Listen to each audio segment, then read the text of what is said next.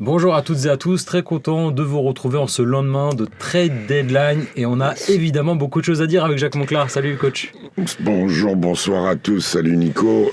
Oui, il s'est passé des choses, même si, et tu connaissais ma position là-dessus, Giannis Antetokounmpo n'a pas bougé. Ce qui était quand même le truc dont on parlait depuis X temps. Ni Ja Morant. Mais quand même quelques trades surprenants. Je te propose qu'on commence par les plus récents et un dont on s'attendait pas forcément à ce qu'il bouge, c'est Ivica Zubac qui a été tradé aux Pacers contre Bénédicte Mathurin, Isaiah Jackson et 2 premiers tours. Ça dit beaucoup de choses, je trouve, de l'avenir à court et moyen terme des Clippers et des Pacers. Déjà, comment tu as réagi en voyant ce trade et est-ce que ça te plaît? Moi, j'ai été surpris. J'ai été surpris que Zubac fasse pas partie de ce que veulent faire les Clippers dans un futur proche. Si on parle des Clippers, ils récupèrent un excellent joueur qui leur manque en ce moment. C'est ce style, c'est Bénédicte Mathurin, qui est vraiment très bien. S'il arrive à se stabiliser mentalement, on a eu le plaisir de le fréquenter. Lui, en plus, il parle français, quoi, hein, comme nous. Très bien, en tout cas. Et Isaiah Jackson, qui est un mec alors un peu court. Ils vont jouer petit, hein, les Clips, hein, sûrement. Ils vont peut-être faire jouer le jeune Suisse, la Niederhauser. Il y a des minutes qui vont se déclencher comme ça. La vraie question, c'est quid de Kawhi dans tout ça? Quid de Kawhi après? Garland, c'est un bon coup. En perdant James Harden qui a un gros coup sur la tête, tu récupères Garland, c'est un bon coup.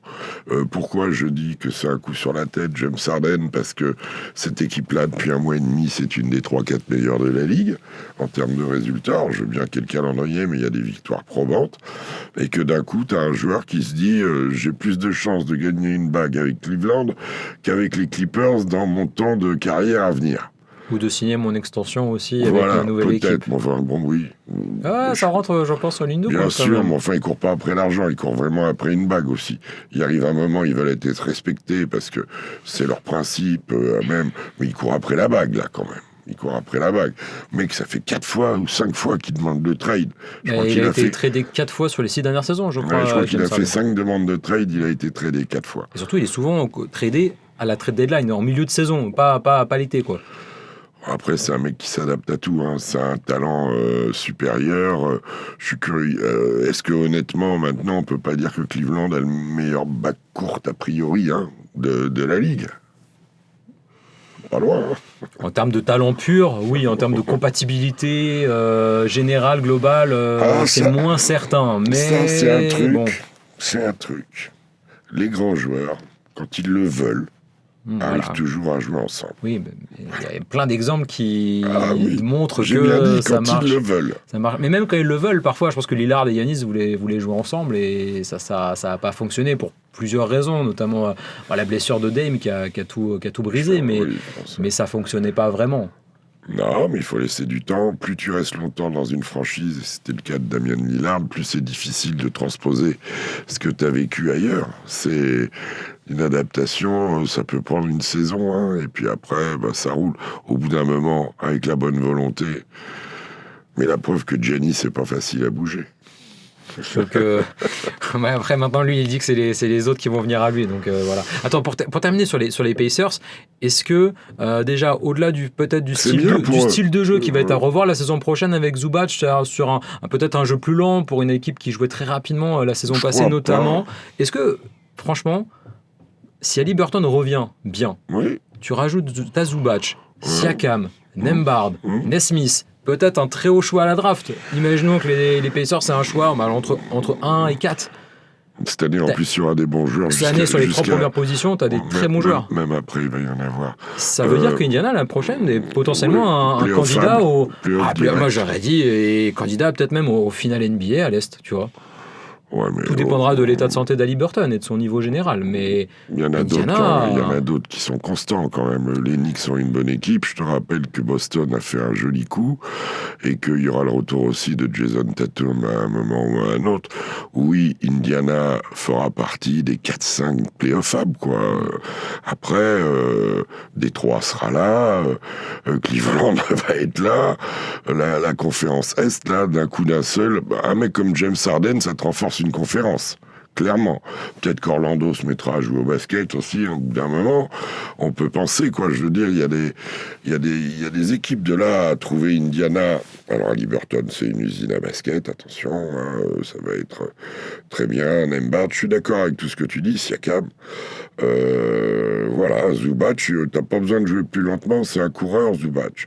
C'est un excellent joueur de bout de chaîne, c'est un excellent joueur de basket. C'est pas le plus grand intimidateur au contre, mais par contre, c'est un gros rebondeur offensif et défensif. Oui, c'est par rapport à Miles Turner qui n'avait pas été remplacé. C'est pas du tout le même style de joueur. Voilà, non, on pas peut les dire mêmes ça comme ça, caractéristiques. le même caractère. Moins à l'extérieur. Moins à l'extérieur du match, moins sur le tir à 3 points, mais plus sur le rebond. Nord-sud, là, dans le couloir central. Et puis le pick and roll avec Haliburton, ça pourrait être quelque chose aussi, quand même. Oui, c'est pas mal avec Siakam aussi. Oui. Et tu sais, même Nembhard, Haliburton, ça fonctionne. Si tu fais un changement, il y a un grand, un petit. Enfin, bon, ils ont plein de. Haliburton est un joueur multiface. Et lui, depuis qu'il s'est développé un shoot, comme il faisait tout bien, le reste, sauf le shoot, maintenant qu'il met dedans, c'est comme la Melo Ball. L'un des trades récents là, qu'il y a eu un peu au dernier moment, c'est Luke Kennard, alors moins glamour hein, que Zubac, qui arrive aux Lakers contre Gabe Vincent et un deuxième tour 2032. Un shooter à droit de loin, mais mauvais défenseur. Est-ce que ça va vraiment changer la vie des Lakers ? En tout cas, à minima un peu, oui, mais bon, ça devrait pas changer le fil de la saison. Dans la mesure où Gabe Vincent, il avait des minutes en rotation, qu'il n'a jamais vraiment trouvé sa réussite, la confiance dans le groupe. Kennard, lui, la confiance, il l'a toujours. Il a un jeu plus simple. Hein. Il connaît bien Los Angeles. Il envoie. Il dégaine, il a une main gauche exceptionnelle. C'est de l'ajustement à. Si tu veux, quand tu as des mecs d'intervalle, comme Lucas est un mec d'intervalle, même s'il va assez lentement, bien sûr qu'il peut jouer au large, mais d'intervalle aussi. LeBron, naturellement, Austin Reeves aussi. Si tu veux, en catch and shooter, après, tu as un mec comme Hachimura qui en met. Ils peuvent tous le faire, mais c'est pas leur cam. Tandis que l'autre, il va rentrer, il est facile à coacher, hein. Oui, c'est sûr. Il rentre, il met dedans, tu le laisses.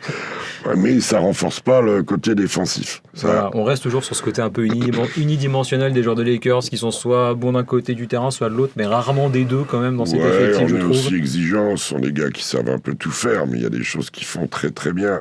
Et en NBA, on l'a vu avec certains joueurs, c'est mieux de faire quelque chose de très bien que de tout faire un peu bien. Parce que ceux qui font tout un peu bien sont les très très forts. Ils le font tout très bien, mais t'es dans ce registre-là, donc t'as pas de minutes ou peu.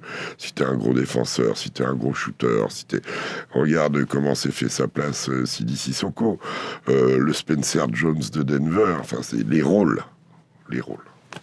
Autre chose qui s'est passé hier soir, c'est Cam Thomas coupé par les Brooklyn Nets. Pareil, ça, on s'y attendait pas du tout. Il sera free agent cet été, donc à la recherche d'un contrat. Concrètement, il est libre. C'est possible que dès ce soir, il soit signé par une autre équipe, il soit plus libre. Donc ça, voilà.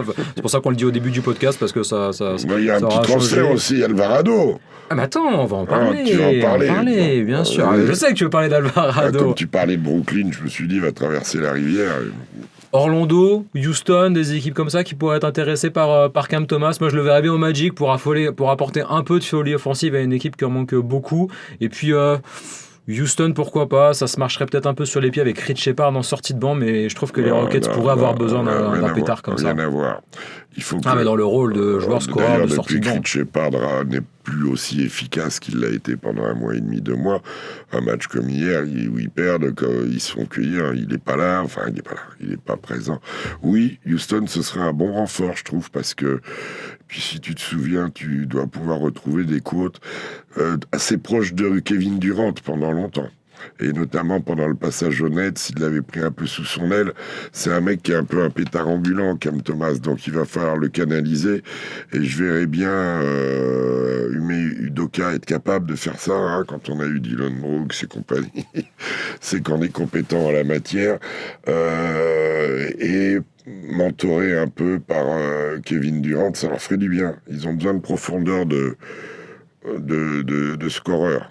Disons, la perte de Van Vliet, elle se voit beaucoup dans le rendement du secteur intérieur, et notamment de Sengun. Voilà. Moi, je serais... Alors, Orlando oublie, hein, parce qu'avec les résultats qu'ils ont, où c'est quand même un peu... Il va aussi, lui, chercher une équipe où il aura du temps de jeu. À Houston, s'il dépasse les 15 minutes par match, ça sera déjà pas mal, quoi. Alors qu'à Orlando, il aurait plus de temps de jeu, je pense. Dans une équipe qui peut jouer les demi-finales de conférence, voire la finale. C'est quand même différent que d'être à Orlando, où c'est installé. On les voit en ce moment sans Franz Wagner, qui paye très cher d'avoir voulu jouer à Berlin. Là, vraiment, quelle connerie pour eux. Enfin bon, que Banchero, même s'il fait des chiffres, c'est quand même bancal. Que cette équipe ne retrouve pas... voilà. Moi, je trouve que Houston sera... Il faut qu'il passe à la moulinette de la discipline, ce garçon. Et ça pourrait lui faire beaucoup de bien. On passe à l'autre franchise new-yorkaise, la vraie. La seule, quasiment l'unique. Il faut respecter les mecs. Du coup, Alvarado arrive au Knicks contre Dalen Terry et 2 second tours de draft. Dalen Terry qui avait été récupéré aux Bulls en échange au départ de Gershon Yabusele. Donc on va parler des 2 trades en un. Gershon Yabusele à Chicago qui a joué son premier match. Et puis de l'autre côté, José Alvarado qui arrive à New York pour remplacer Mike Bride, dont on vient d'apprendre la blessure aux abdominaux, je crois, et qui pourrait être absent, qui pourrait venir en tout cas juste avant les playoffs. C'est les sons de cloche qu'on a. Donc 10-15 avril. Voilà, c'est ça. C'est bien parce que c'est un garçon qui va augmenter le danger venu du banc, qui apporte une folie défensive sur la pointe du jeu. Et quand la pointe est agressive, c'est quand même beaucoup plus facile d'être derrière, sur les lignes de passe, la contestation. Donc oui, c'est un plus défensif. Il y a ce côté électrique à José Alvarado qui est un petit guerrier qu'on a vu aux Jeux Olympiques avec Porto Rico. Lui, au Garden... Et alors, j'allais finir avec ça. Alors, peut-être pas les matchs les plus glamour quand la salle est très touristique, patin de couffin, mais il va y avoir quelques séquences avec le public qui devraient être assez savoureuses. C'est un vrai bon petit renfort, surtout que Malcolm McBride, c'était un élément important de la rotation. Enfin, des rotations derrière, capable de shooter, capable de mener le jeu, capable... Là, il y a Landry Shamet qui est en train de vivre sa meilleure vie. Voilà, Et quant à Gershon, son transfert aux Bulls, on voit directement qu'il va avoir des minutes. On va voir comment vont jouer les Bulls. Parce que mettre des points, fonctionner, mais perdre tout le temps... c'est pas terrible. Des Bulls qui se restructurent. Je sais pas jusqu'à quand Guidi est absent, mais ça leur ferait du bien qu'ils reviennent. Voilà. Mais ouais, c'est très bien. José Alvarado, et puis voilà, à New Orleans, il est arrivé à faire des trucs portoricains, Onyx, dans le Garden. Ça peut être une belle folie. Ça peut être magique. Ouais. On reste du côté de Chicago avec un joueur qui en part, Ayo Dosunmu, avec Julian Phillips qui arrive à Minnesota contre Rob Dillingham, Leonard Miller et 4 choix du second tour.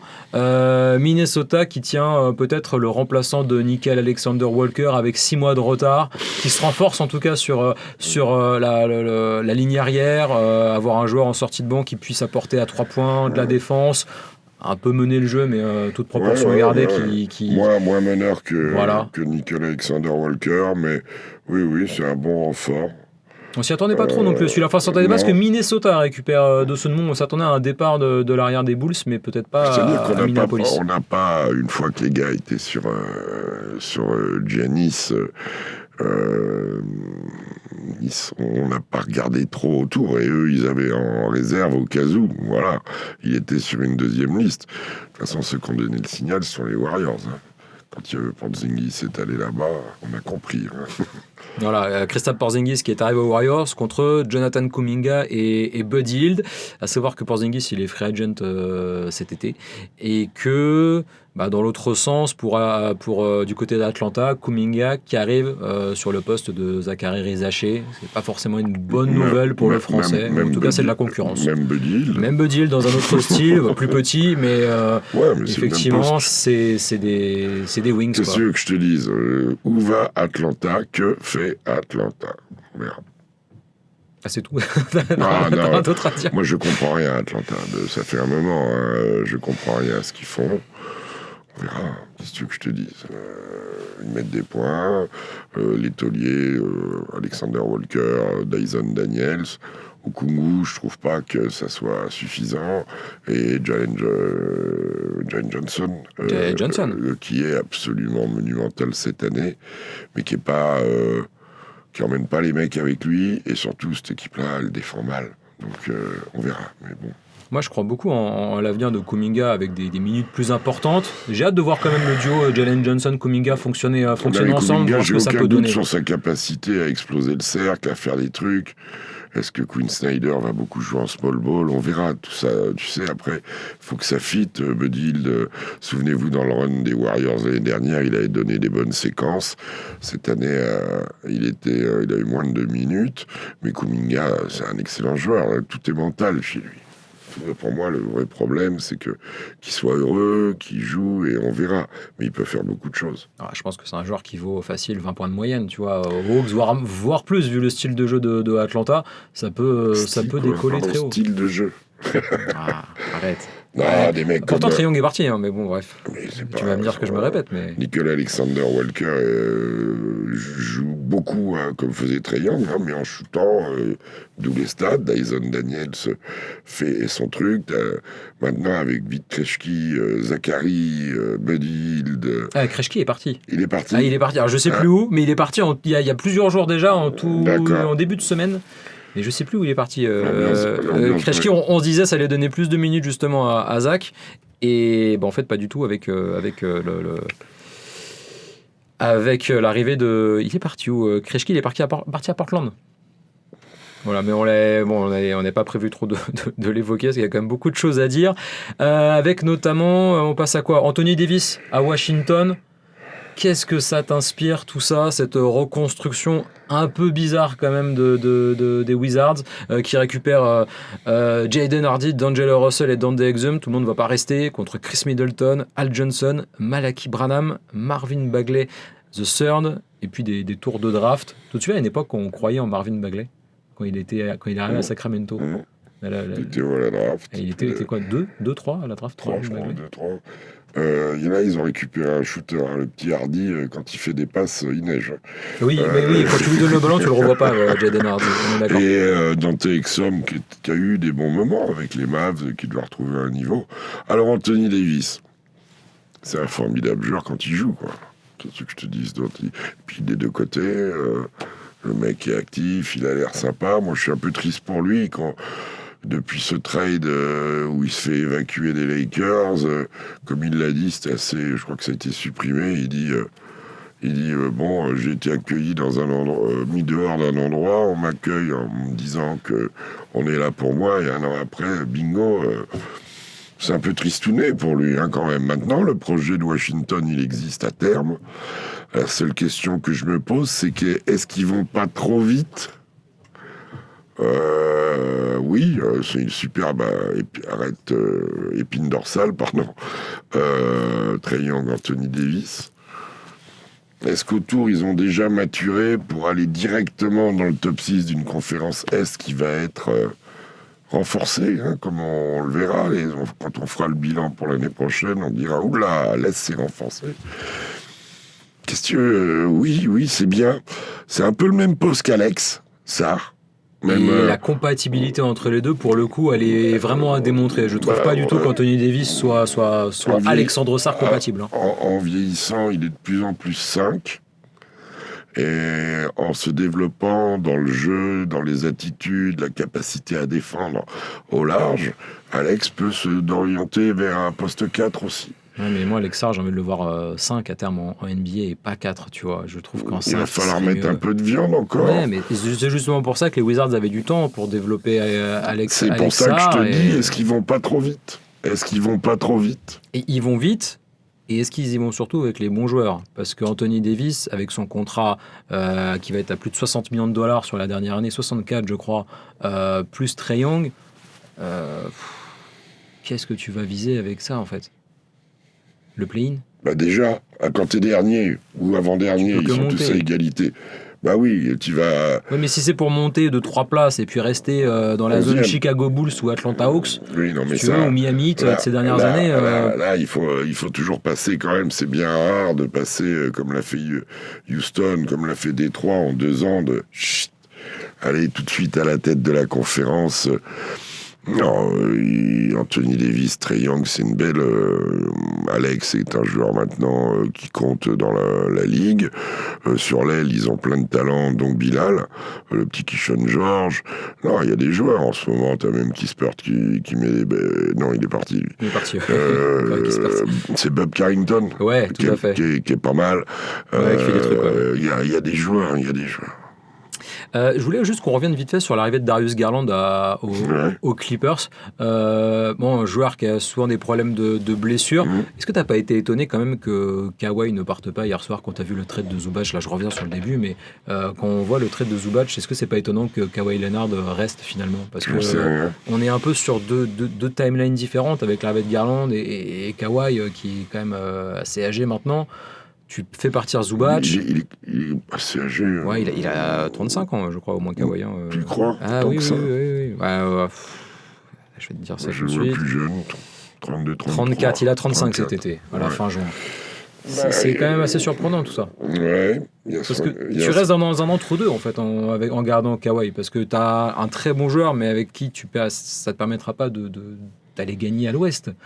Et de l'autre côté, t'as Garland qui a 26 ans. Les deux sont d'excellents joueurs.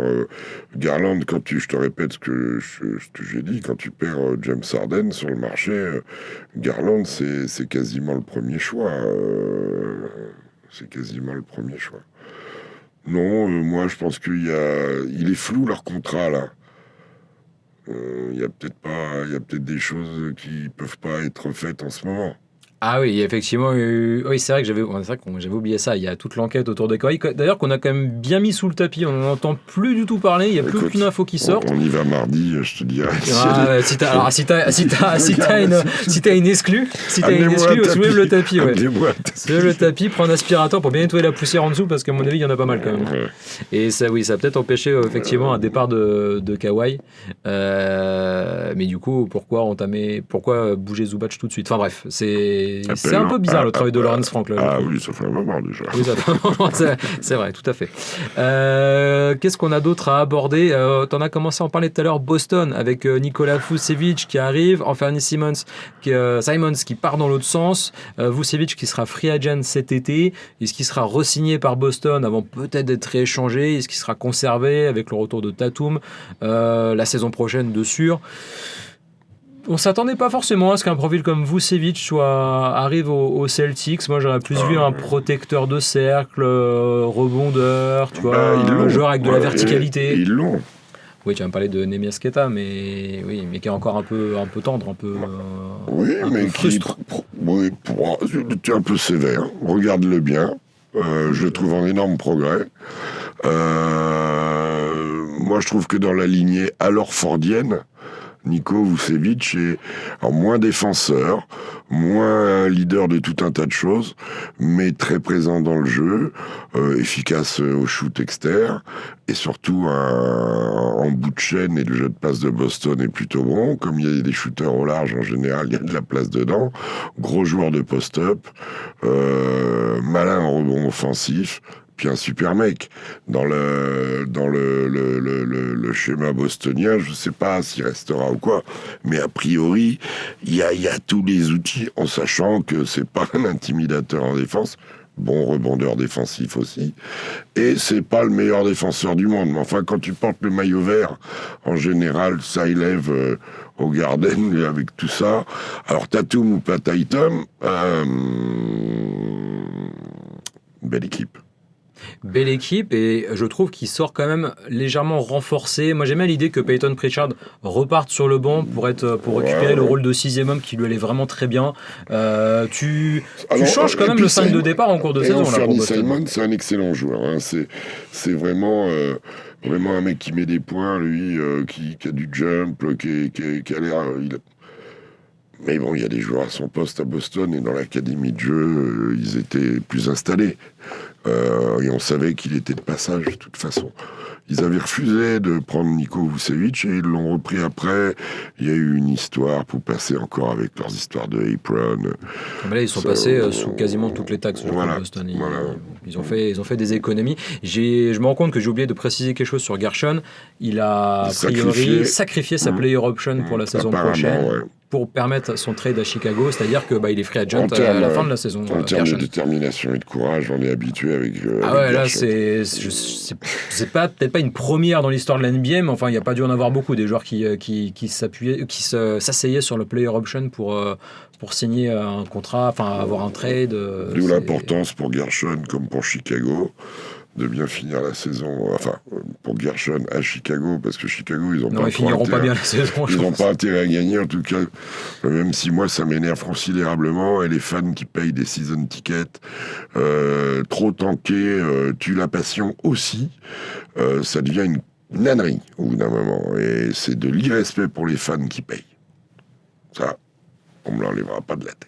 Et le tanking ou le semi-tanking, parce qu'ils n'ont jamais été vraiment sur une grosse opération en tanking sur plusieurs saisons, c'est le Jazz qui a récupéré Jaren Jackson Jr., plus John Conchard, Jock Landale, Vince Williams Jr., contre Walter Clayton Jr., Kyle Anderson, Tyler Hendricks, George Niang, et 3 premiers tours de draft surtout. Moi j'ai trouvé ça hyper étonnant comme move de récupérer Jaren Jackson Jr. Alors là, ça c'est venu de nulle part, un attelage. Mark Allen est resté aussi. Mark Allen est resté. C'est quand même la nouvelle la plus importante pour moi, c'était celle-là. Keyonte George étant d'une regarde season. Est-ce qu'il y a un projet qui frémit? J'étais un peu surpris de tout ça, mais je me méfie parce que c'est Danny Ainge. Et qu'en général, il sait ce qu'il fait. Il a toujours un tour dans son sac, voire plusieurs tours même. Voilà. Bon, on verra, mais alors quant à Memphis que quitte Jaren Jackson, c'est finalement tout le monde est parti sauf Ja Morant. Desmond Bane était parti, Jaren Jackson est parti. Il nettoie du sol au plafond. Rich Kleiman et Thomas Izzalo. Ils t'ont carchérisé l'effectif quand même de manière... Il y a un projet, on l'a pas encore tout à fait compris, enfin en tout cas on voit pas, on est loin de voir le bout du tunnel, mais voilà, c'est la route est entamée pour les Grizzlies, on verra où ça les mène. Qu'est-ce qu'il nous reste à voir? Kobe White qui arrive aux Hornets contre Colin Sexton et 3 deuxièmes tours de draft. Il y avait Ousmane Dieng aussi qui était dans le deal, qui a finalement été envoyé aux Bucks. D'ailleurs Ousmane, c'est maintenant mon garçon qui va... Alors, il est sorti du cocon, celui qui est dans son cocon à OKC, hyper apprécié par ses potes, par tout le monde là-bas. C'est maintenant qu'il faut montrer à la mine de ce côté-là. Ça tombe bien, c'est à Milwaukee. Non, c'est bien. Et pour Kobe White, je trouve que c'est un joueur qui colle énormément à l'esprit actuel des Hornets. Moi, ça me donne envie de regarder les matchs de Charlotte encore l'esprit plus. Historique, puisque on sait les liens qui unissent cette franchise, historiquement par Michael Jordan et d'autres, avec UNC. Ah oui, bien sûr. Il a fait UNC. Non, c'est un super coup de la part de Charlotte, qui en plus n'a pas trop besoin de ça en ce moment pour la réussite. Et de l'autre côté, Colin Sexton, on le connaît, Cleveland, Utah, toujours le même joueur. Tu le mets, il change le jeu, il le change parfois en bien, parfois en mal. Mais pour moi, Charlotte fait un très bon coup parce que Kobe White, c'est un super joueur. Ça peut fitter. Je crois qu'il faudra le re-signer pour la saison prochaine. Kobe White, il me semble qu'il est en fin de contrat. Ça veut dire aussi que Charlotte a des ambitions pour le futur, pour cette saison. Ils veulent aller jouer à minima le play-in. Et good luck. Et pourquoi pas plus. Good luck. S'il reste comme ça, là, good luck à ceux qui vont se les infuser en play-off. Good luck. Il faudra avoir un bon cardio. Déjà, et puis c'est une équipe qui joue bien au basket. Charles Lee fait un boulot, la Melo Ball. est parfait, touché par la grâce. Nickel. Mais vraiment, Bridges, c'est fort. Et puis, alors, tout. Knuppel, c'est un sacré artier encore. Moussa, et dans le combat, c'est de l'or en barre. Puis Bridges, c'est quand même un bestiau, quoi. Donc, rien que ça. Et puis, t'as des rotations. Puis les mecs savent ce qu'ils font, quoi. J'espère que Tidjane va repartir en avant comme il l'avait fait, Tidjane Salah. Voilà. On a à peu près fait le tour de tous les principaux mouvements. Il y a eu une quarantaine de trades, donc on pouvait pas. Ouais, on a parlé un peu de Porzingis. Enfin, t'as pas trop abordé le truc. Porzingis aux Warriors. Ouais, mais alors voilà, ils étaient à bloc sur Giannis. Il me semble qu'ils avaient la meilleure offre.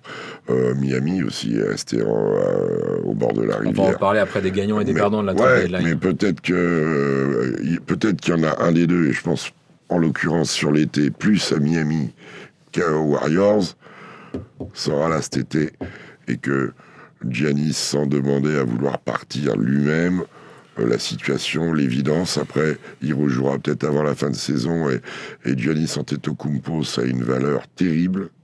Et est-ce qu'ils trouveront enfin leur échange? Parce que il a beau dire, ah oui, les mecs viendront à Milwaukee peut-être, mais pour jouer avec lui. Pas pour la vue, hein. Pas pour la vie non plus. Parce que, voilà, c'est pas une franchise qui a la cote avec les joueurs. Même si ça doit être très sympa, j'ai jamais mis les pieds, mais ça doit d'ailleurs des. Oui, je sais, comment non, il s'appelle. Je suis pas sûr. Il y a un truc assez révélateur, c'est qu'il y a une équipe pro là-bas, je crois que ce sont le baseball, ce sont les Brewers. Les Brewers, bon, ça veut pas dire ce que ça veut dire. Alors, on va pas traduire, mais effectivement. Quoique du coup, ça peut peut-être être sympa de Milwaukee. Bah, tu vois, tu penses à ça et à Harley Davidson. Voilà, exactement, c'est le siège historique de Harley. Mais rouler en Harley l'hiver à Milwaukee, je pense que c'est pas une bonne idée. En sortant d'une brasserie. Ouais, encore moins.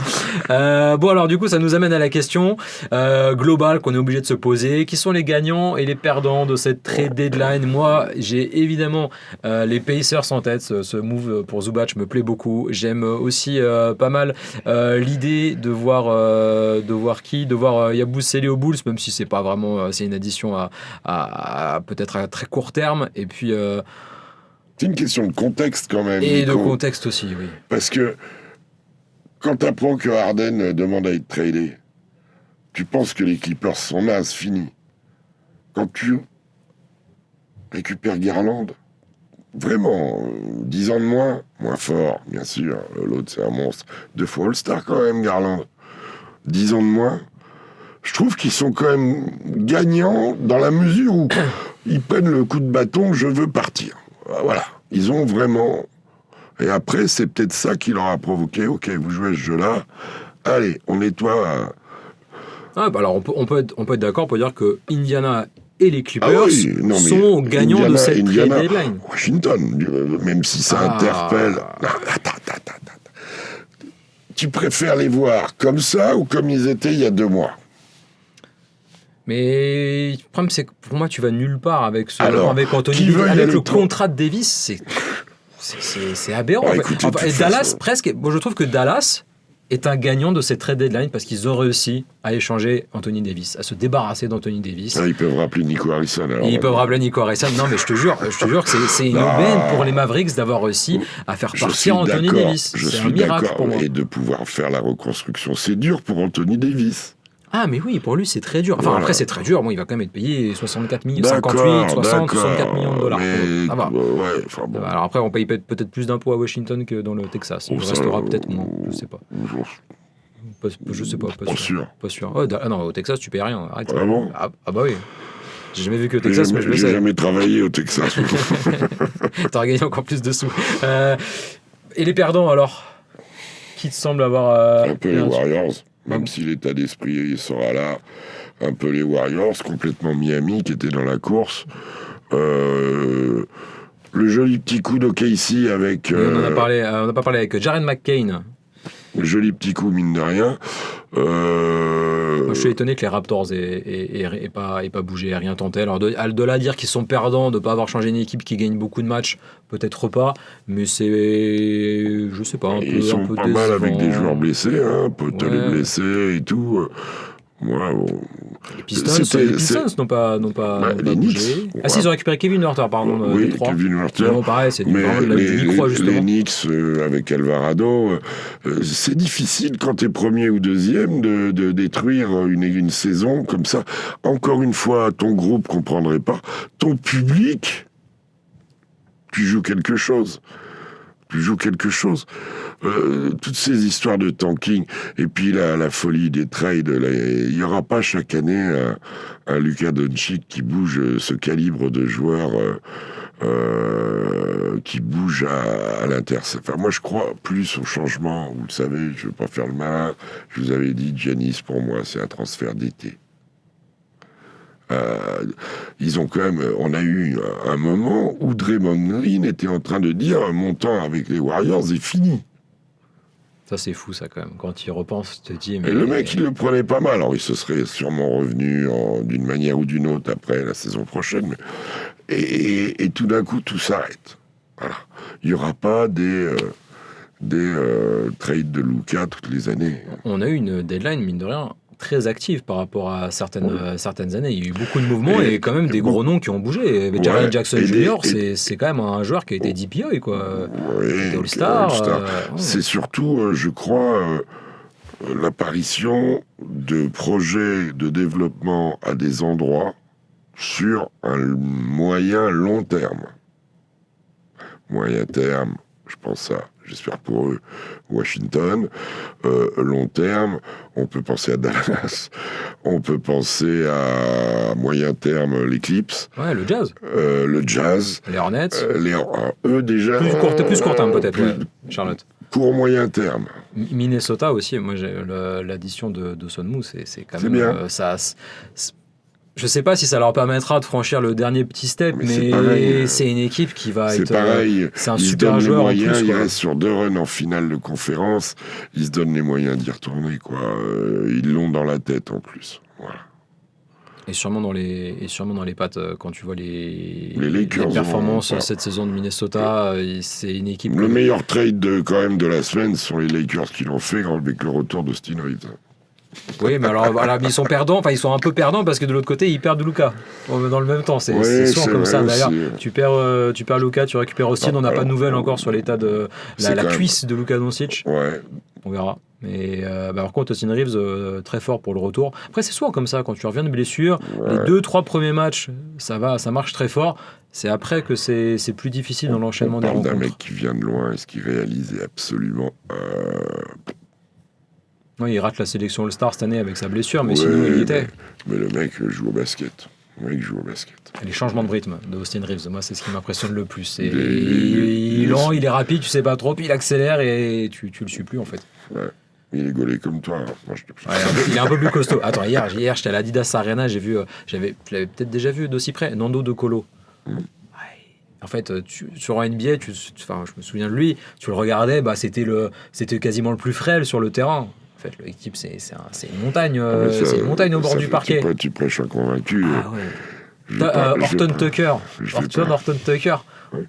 Lui, par contre. Le chantier qu'il fait à Fener. Ouais, il s'est un peu épaissi. Ah ouais, mais il est sacrément épais, mais en Euroleague, ça cartonne fort. Dès qu'il y a un club turc, il y a Nicolas Sarlak. J'étais obligé d'y aller. Bon, il y a école. Allez, ta émission. Bon week-end basket à toutes et à tous. Et bon All-Star Game, coach, puisqu'on se revoit pas, je crois, d'ici là, à Los Angeles. Voilà. Ouais. Et si tu as des infos sur Kawhi, t'hésites pas à nous dire. Je te le passerai au téléphone. Il parle pas beaucoup, malheureusement. Allez, ciao. Ciao.